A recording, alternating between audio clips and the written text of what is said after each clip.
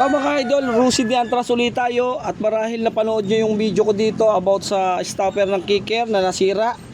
Nagawa natin ng paraan. Meron naman akong ibang tutorial na ituturo sa inyo about naman sa counter shaft na ganitong pagkakataon. Nag-stack up yung bushing, may sira yung counter shaft, tapos ganito yung itsura ng counter shaft natin.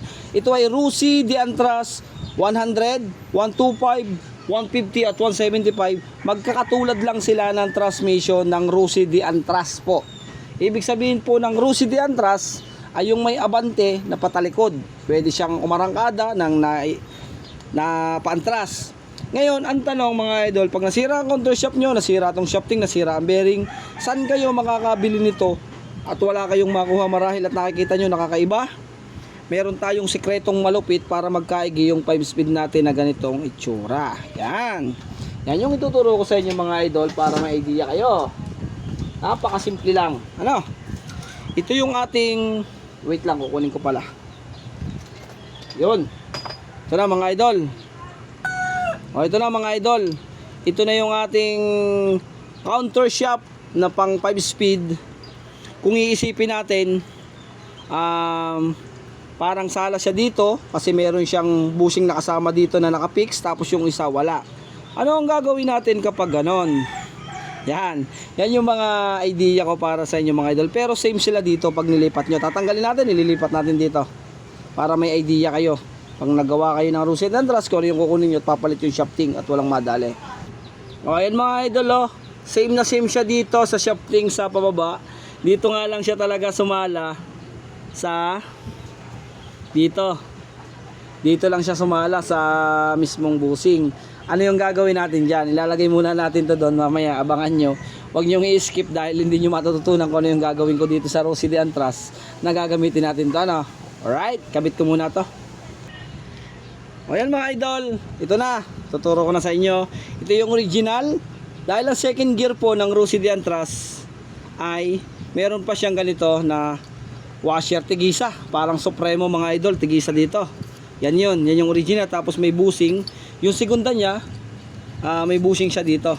Tapos isang washer din sa ibabaw. Ano ang gagawin natin para magkaigi ito? Dahil kung tayo ay nagpalit ng shafting mga idol, ano ang pamamaraan natin na para magkaigi itong sa 5-speed na shafting? Kasi kung iisipin natin paano natin ilalagay itong ating bushing kung sablay, hindi magkakaigi yung gear at sala din. Ano? Ang ganitong sistema mga idol, kung mangyari sa inyo, ganito ang gagawin nyo, hahanap kayo ng second gear na galing sa 5-speed. Kasi isa po ang bilang ng 4-speed na Rusi Diantras sa 5-speed dito sa second gear. Kaya papakita ko sa inyo. Taran! Taran! Ayan na! Ito yung 4-speed na may bushing at ito yung 5-speed na walang bushing. Ayan. Kung titingnan natin, same na same yung bilang at same na same ang ratio. Yan. Ito yung ilalagay natin dito para siya ay magkaigi. Ayan o. Alright. Kaya ang gagawin natin, yung isang washer, kukunin na lang natin yung isa at isa na lang yung ilalagay natin. Bali yung makapal na lang ilalagay natin mga idol. Yung isa. Hindi na natin gagamitin yung isa at isa na lang. Yan na lang ano. Alright na. Diba? Kaya ilalagay muna natin, tuturo ko na rin sa inyo yung pag-install. Huwag nyo skip para matutunan nyo yung pag-install ng Rusi Diantras.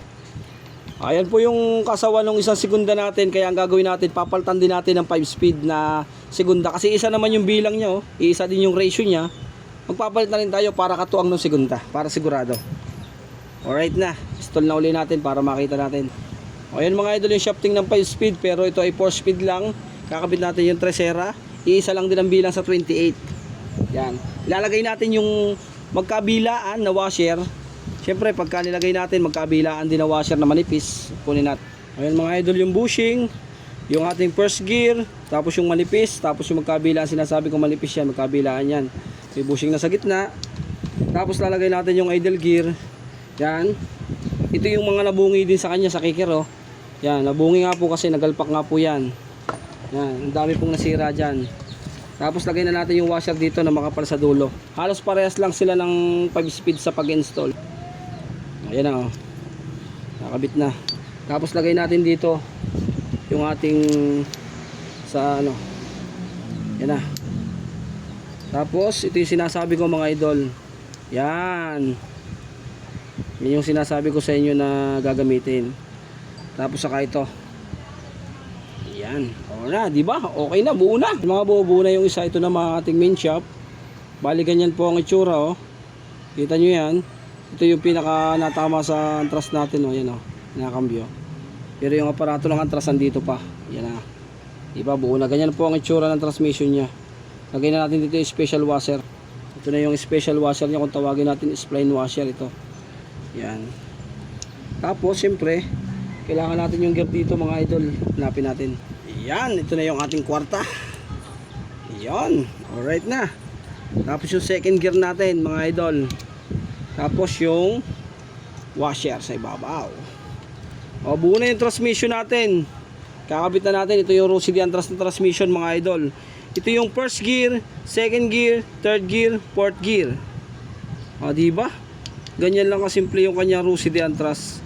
Kung iisipin natin, parang 5 speed pa rin yun. Kompleto pa rin siya, pero talagang napakadami ding pyesa. Pero fourth gear lang gumagana sa kanya. Lalagay na natin mga idol.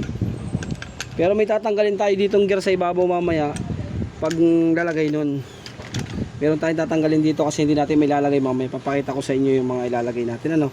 Kasi meron pa tayong sikreto dito. Yung mga kamay niya mga idol, yung kamay niya halos pareho lang sa 5 speed. Pag in-install niyo halos pareho lang, hindi kayo malilito kasi ganyan lang din yung pag-install, halos parehas na parehas lang, oh. Parang ano din siya. Parang 5 speed din. Pero may antras siya mga idol. Yan. Diba? Natapos na natin yan pero hindi pa tapos ang lahat yan. Lalagay natin yung aparato ng antras. Yung aparato ng antras, andito lang. Papakita ko sa inyo yung aparato ng antras mga idol. Pati yung mga washer niya, yung mga bushing. Para kung malito kayo, ito. Ang aparato ng antras. Ito. Napakadaming pyesa mga idol. Ayan, oh.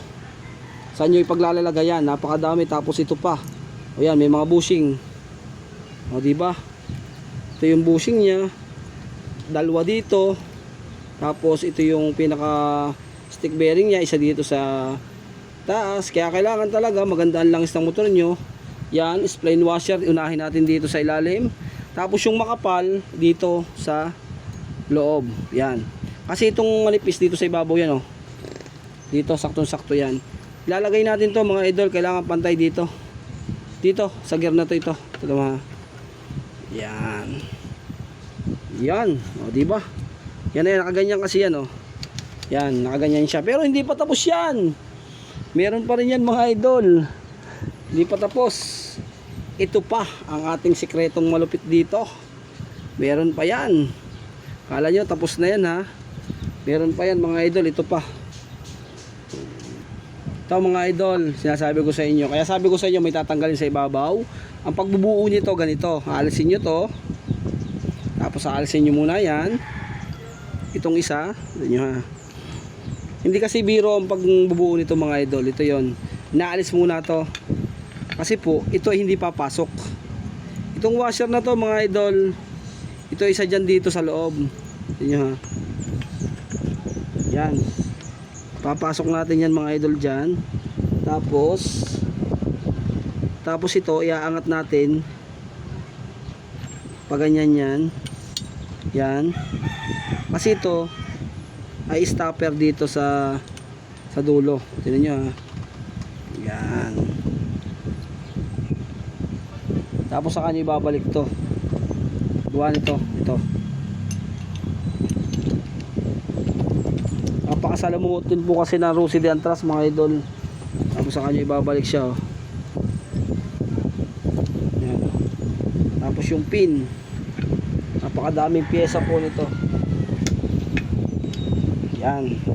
Stopper kasi to mga idol dito, oh. Tingnan nyo. Para siya, ayan, oh. Kumakaang siya dito. Pagka umantras siya, yun na yung biglang magiging antras niya. Tapos kaagat na siya, ayan, oh. Yan, pwede nyo na siyang iantras. Yung ikot niya magiging baligtad. Pag umantras kayo, yan na. Yun na yun. Ayan, oh. Yan na yan. Yan na siya, oh. Yung ikot niya nagiging pabaligtad, yan, oh.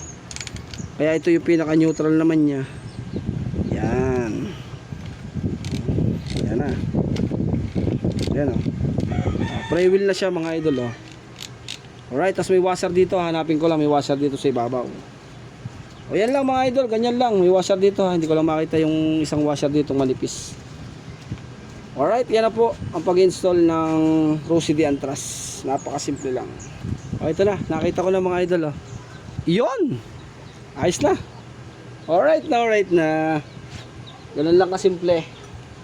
O, diba? Pa-share naman mga idol at God bless.